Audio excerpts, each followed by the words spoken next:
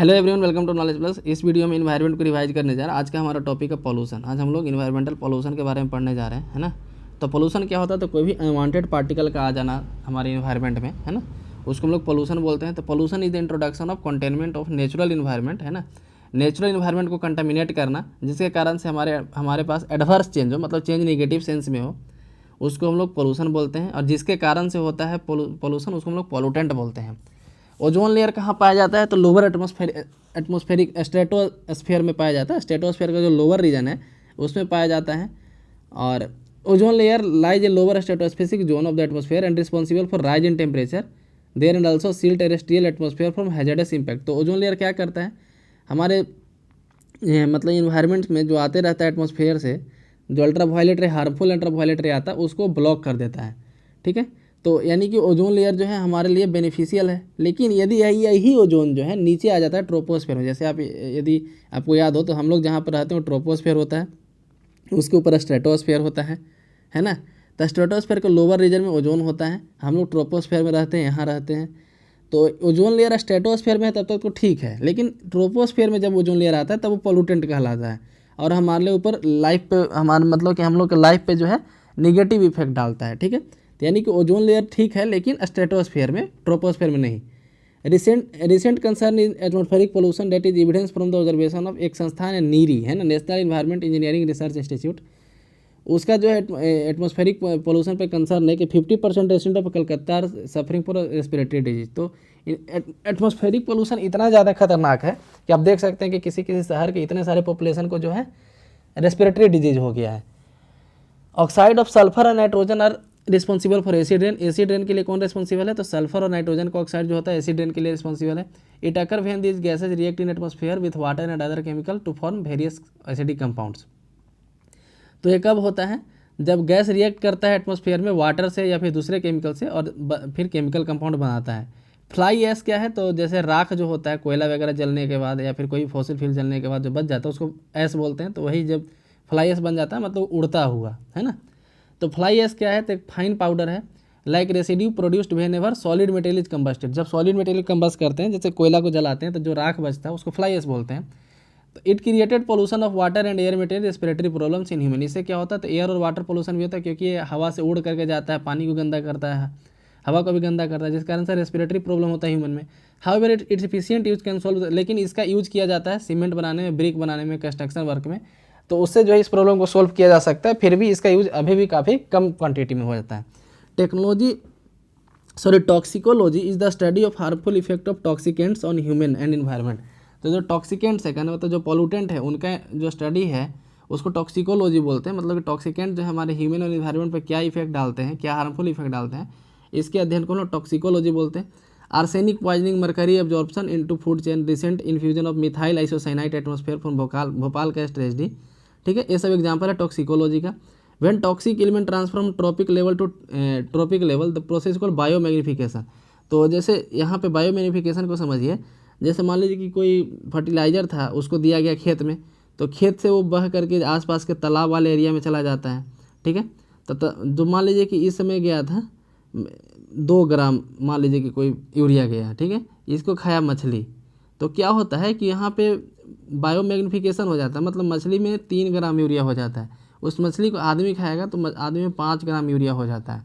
ठीक है, तो इस प्रोसेस को बायोमैग्निफिकेशन बोलते हैं। मतलब एक ट्रॉपिक लेवल पे दूसरे ट्रॉपिक लेवल पे जैसे ही जाता है तो जो भी टॉक्सिकेंट है उसका अमाउंट बढ़ते जाता है।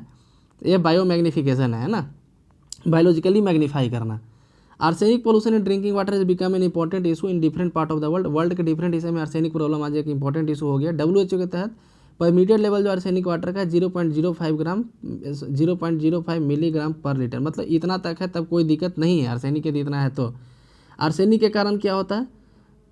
तो cause of arsenic pollution is majorly attributed to arsenide pesticide use as insecticide and calcium arsenate. So arsenic pollution होता क्यों है? तो पेस्टिसाइड के कारण होता है, जिसमें कैल्शियम आर्सेनेट, सोडियम आर्सेनेट ये सब होते हैं, और हर्बिसाइड में भी होता है। Introduction of mercury into food chain is example of biomagnification. हमारे फूड चेन में मरकरी का आ जाना एक बायोमैग्निफिकेशन का एग्जांपल है। इससे एक डिजीज होता है जिसको बोलते हैं मीना माटा डिजीज। मीना माटा डिजीज बोलते हैं, या फिर ब्रेन हेमरेज भी इसी को बोला जाता है। मीना माटा डिजीज को ही ब्रेन हेमरेज बोला जाता है। लेकिन एग्जाम में अधिकांशतः ये पूछा जाता है मिनामाटा डिजीज किससे से रिलेटेड है, तो मरकरी से रिलेटेड है, पारा से रिलेटेड है, याद रखिएगा। यूट्रोफिकेशन क्या है, eutrophication is one of the effect of biosphere simplification.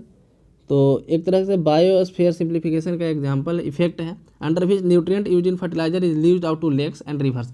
तो जो बोले थे ना कि जैसे खेत में खाद डाला गया तो वो आसपास के पानी वाले इलाके यानी कि लेक में चला गया, रिवर में चला गया, तो इसको हम लोग यूट्रोफिकेशन बोलते हैं। इस लीकेज के प्रोसेस को यूट्रोफिकेशन बोलते हैं, ठीक है, इस लीकेज के प्रोसेस को यूट्रोफिकेशन बोलते हैं। इससे क्या होता है कि वहाँ पे फर्टिलाइज़र का क्वांटिटी ज़्यादा हो गया पानी में, इस कारण से वहाँ पे जो पेड़ पौधा होते हैं, जलीय पेड़ पौधे तो वो भी बहुत ज़्यादा क्वांटिटी में उग जाएंगे, तो फिर वहाँ से जलीय जीव को दिक्कत होगा, है ना। पहले क्या थे, बैलेंस में था जलीय जीव और जलीय पेड़ पौधा के बीच में, लेकिन अब इम्बैलेंस क्रिएट होगा। क्यों? क्योंकि यहाँ से यूरिया जाएगा तो तेज़ी से उगने लगेगा उससे पेड़, है ना। Which increase the nitrogen result in accelerated growth of plant, algae और other phytoplankton, result in rapid conjunction of oxygen in water. तो पानी में ऑक्सीजन का डिमांड बढ़ जाएगा, तो यहाँ पे एक होता है BOD।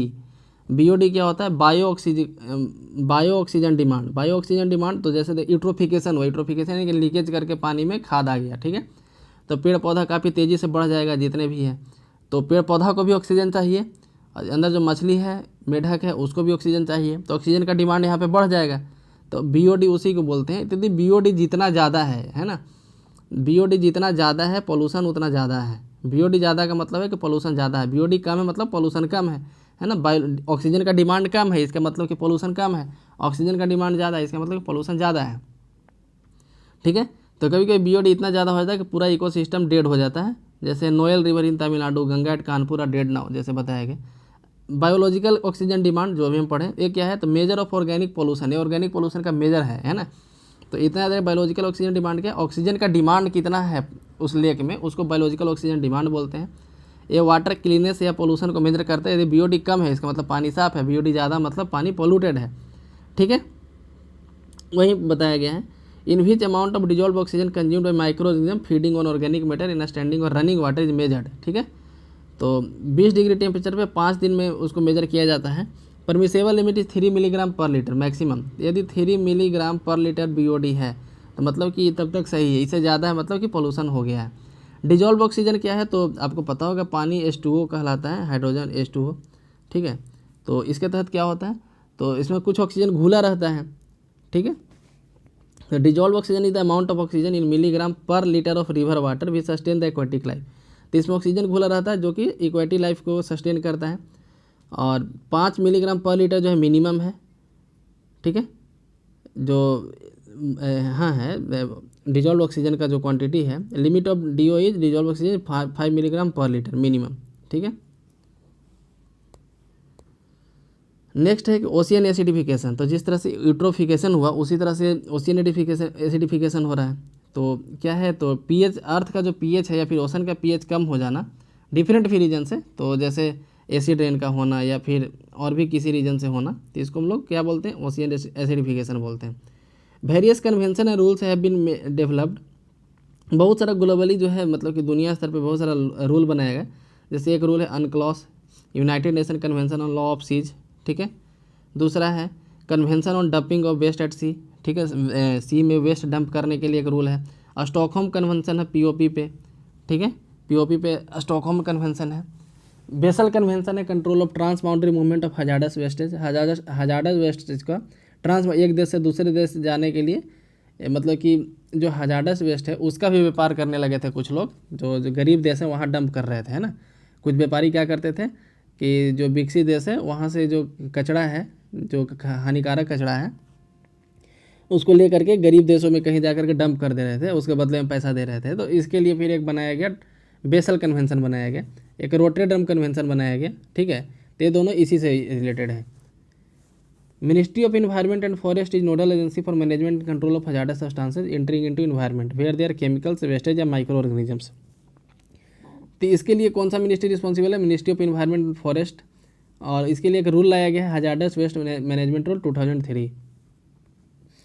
एक नेशनल वेस्ट मैनेजमेंट काउंसिल बनाया गया है। इसका क्या काम है, तो has been set up to suggest ways and means for effective utilisation of wastage process produced in the country. Jawaharlal Nehru national urban renewable mission covers programme for urban waste disposal, ठीक है। अभी जो है इसको स्मार्ट सिटी के अंदर इसको बदल दिया गया है। Ministry of environment and Forest है drawn of ambitious plan to convert 7 major cities in the country into eco cities. Ministry of Environment जो है और फॉरेस्ट एक प्लान सेटअप किया है कंट्री के 7 शहर को इको सिटी में चेंज करने का। 7 शहर कौन कौन है? दिल्ली, कोलकाता, मुंबई, चेन्नई, बेंगलोर, हैदराबाद, अहमदाबाद। इको सिटी मतलब कि ये इन्वायरमेंटली इंडिपेंडेंट हो, मतलब कि ज़्यादा पोल्यूशन ना करे, इन्वायरमेंट को ज़्यादा नुकसान ना करे, ऐसे सिटी को इको सिटी का नाम दिया जाता है। In India environmental impact assessment was introduce in 1978। India में जो है एक EIA इंट्रोड्यूस किया गया था, मतलब कोई प्रोजेक्ट बनेगा उसके इन्वायरमेंट पे क्या इम्पैक्ट पड़ेगा, इसको हम लोग इन्वायरमेंटल इम्पैक्ट असेसमेंट बोलते हैं। ठीक है, इसकी अध्यक्षता प्राइम मिनिस्टर करते हैं। एक national environmental appellate authority has been constituted to hear appeal with respect to rejection of proposal from environmental angle. तो यदि इन्वायरमेंटल इम्पैक्ट असेसमेंट में किसी प्रोजेक्ट को रद्द कर दिया गया तो उसके लिए एक अपीलेट बॉडी बनाया गया है जहाँ पे इसके डिसीजन के अगेंस्ट अपील कर सकते हैं, है ना। जैसे अभी जो सेंट्रल विस्टा प्रोजेक्ट है, सेंट्रल विस्टा प्रोजेक्ट के तहत नया संसद भवन बन रहा है, उसका भी इन्वायरमेंटल इम्पैक्ट असेसमेंट हो रहा था, है ना, कि इसके बनने से इन्वायरमेंट पर कितना इम्पैक्ट पड़ेगा। ठीक है, यदि वहाँ से फाइनल डिसीजन नहीं मिलता तो फिर उसके लिए अपील किया जाता है। ठीक है, environmental action plan was formulated by government in January 1994। It aim to strengthen EIA। तो EIA को और स्ट्रेंथन करने के लिए इन्वायरमेंट एक्शन प्रोग्राम लाया गया था। ठीक है, और ग्रीन इकोनॉमी क्या है? तो green economy new model of economy. Green economy means an economy with low carbon. तो ग्रीन इकोनॉमी का मतलब होता है जिसमें ऐसा इकोनॉमी जिसमें लो कार्बन हो, जुडिशियस यूटिलाइजेशन ऑफ रिसोर्सेज और रिसोर्सेज का सही तरीके से यूज हो, socially inclusive with provide benefit of resource utilisation to the weakest section. Socially inclusive का मतलब कि समाज के जो अंतिम तबके लोग हैं, ठीक है, समाज के जो गरीब लोग हैं उनको भी बेनिफिट मिले, उसको बोलते हैं सोशली इंक्लूसिव।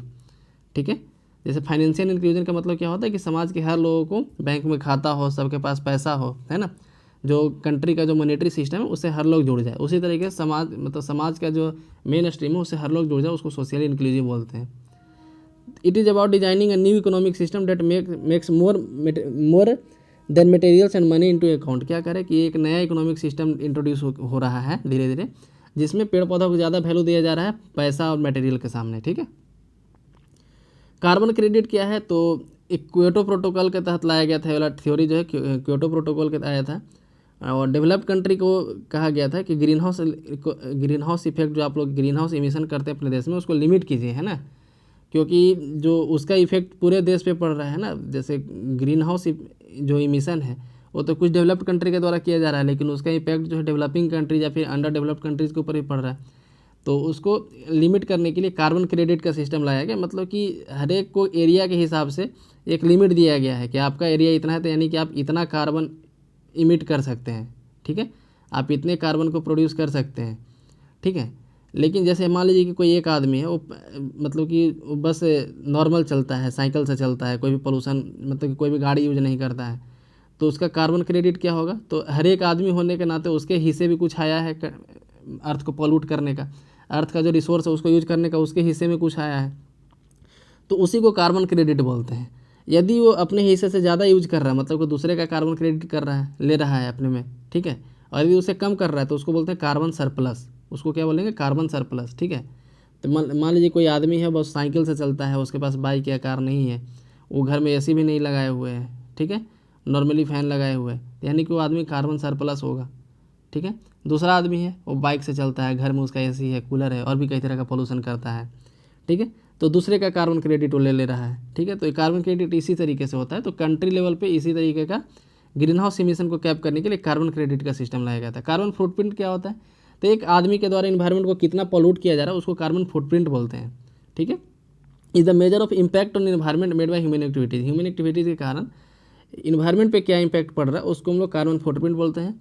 इसको कैलकुलेट किया जाता है proportion to the green house gas produced and measured in units of carbon dioxide. Carbon sink क्या है? तो सिंक मतलब क्या होता है कि जमा कर देना, तो कार्बन को जहाँ पे जमा किया जा सकता है उसको कार्बन सिंक बोलते हैं। जैसे फॉरेस्ट को कार्बन सिंक के रूप में देखा जाता है। कैसे? तो जो शहर में कार्बन डाइऑक्साइड प्रोड्यूस हो रहा है, फॉरेस्ट में जो पेड़ है क्या करते हैं उसको अपने आप में अब्जॉर्व कर लेते हैं, तो एक तरह से कार्बन सिंक हो गया। ठीक है, तो यह नेचुरल या आर्टिफिशियल रिजर्वायर है। ये क्या नेचुरल रिजर्वायर है, artificial reservoir that accumulate the store some carbon containing chemical compound. जो कार्बन कंटेनिंग केमिकल कंपाउंड को एक इंडिफिनिट पीरियड के लिए, ठीक है, एक इंडिफिनिट पीरियड के लिए एब्जॉर्व करके रखता है, उसको हम लोग बोलते हैं कार्बन सिंक। तो जैसे ओशियन हो गया या फिर प्लांट हो गया फोटोसिंथेसिस के द्वारा। ठीक है, तो ये था पॉल्यूशन के बारे में। क्विक रिकैप यहाँ पे रिवीजन के पर्पज़ से। तो यदि वीडियो पसंद आया तो लाइक करें, चैनल को सब्सक्राइब करें। धन्यवाद।